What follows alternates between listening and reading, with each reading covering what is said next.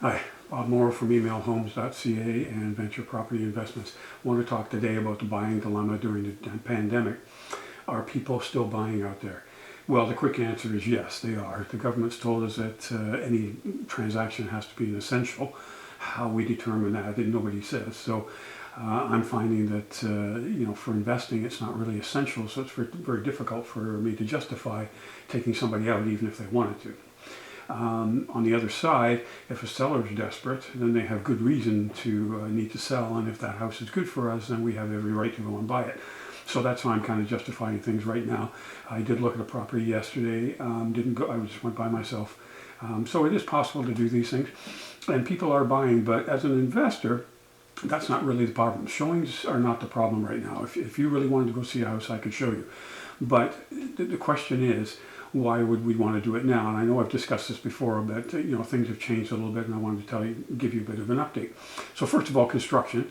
It's not an essential service, so nothing's happening. Anything after April the 4th, if we didn't get a permit before that, if the house was bought after April the 4th, which didn't happen, but I mean, if it did, we can't get permits, we can't get anything, we can't move forward. So we were only finishing jobs that happened before April the 4th, and most of those are getting pretty much there.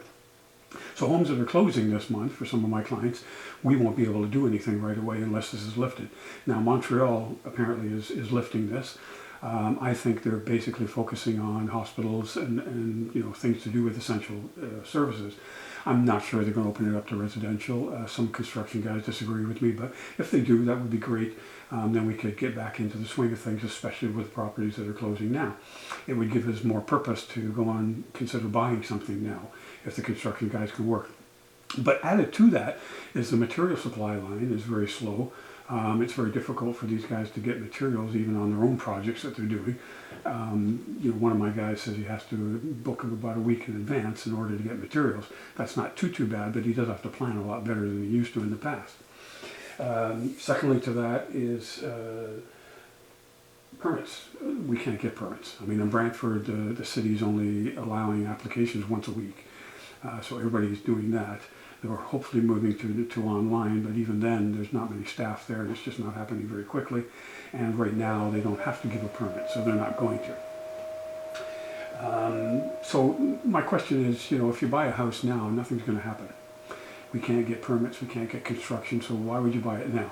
Some people are saying, well, the market's probably depressed and I can get a really good deal. Well, I don't see it. I haven't seen a deal like that. If something was 10 to 20,000 below what I thought it should have been in a regular market, then maybe we'd buy it, because if we had to carry it for 6 months, it would make sense. But if that deal, if those homes are the same price as now, then why are we buying it now? Because we know that we're going to carry it for at least 30 days, 60 days. And even if we did a closing that said 60 days, we're guessing that 60 days is enough. What if at the end of June they decide to extend this thing even further, and then you're carrying the house even longer? Even if we close and put a closing clause in there saying, we're going to close at the end of June. What if that's wrong? So that's my question. The second thing I wanted to talk about and to do with this is tenants. A lot of our clients are having trouble with tenants right now. The government's supporting them if they don't pay their rent. A lot of them are trying to push landlords, not understanding the other side of it. And right now you can't evict anybody anyway. So you're kind of stuck with these folks and you have to work with them. And if you defer payments, which is a great alternative, the problem I'm finding is a lot of these folks, if they can't afford it now, why am I supposed to think they can afford it in a lump sum when this is all over, and I expect them to start paying rent regular again? Where are they going to find that lump sum of all the money they haven't paid me? So we don't really want to get into tenant situations right now. I mean, if we buy a house that's a really good deal and it's vacant and we leave it that way, or if we buy a turnkey home that already has tenants and we can continue that process, perhaps that's something we can consider, but otherwise I don't see the value. When this is over, what's going to happen? So this is just my opinion, but I think it's based on some education and watching the markets. There's going to be more inventory, obviously. The spring market has been pushed till the end of June for now. So that means, whatever normally happens in spring, which is the busiest time of the year for real estate, it's going to happen in July now. So that's just pushing the regular system. I think a lot of people are going to be in trouble by the end of this, and they may have to sell their homes, so that's going to add to the inventory. If they don't decide to sell and they keep trying to make it work and it doesn't work, then the banks are going to foreclose, in which case the banks now are going to put those products on the market. And again, if you think that's a bargain, it's not. Banks are very difficult to deal with.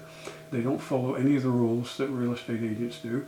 They practically create bidding wars every time. So even if they list a home for 5 to 10,000 less than what it should be in the market, you're guaranteed you're not going to pay that, because everybody is after that, and the banks only will look at offers once, and the best one wins. So it's essentially a bidding war.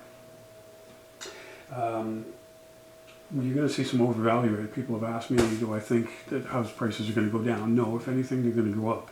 And the reason for that is because of the shortage.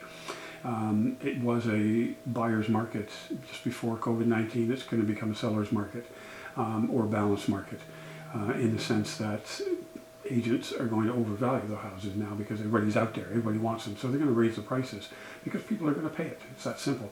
Bidding wars are going to happen all the time, so a lot of times you're going to see a lower priced home, think that's a real bargain, but they've done that intentionally so that you're going to pay more and more and more. So this is a time when we need to watch the markets. China is starting to open up. Sweden hasn't really been in much of a lockdown. Austria is talking about opening up.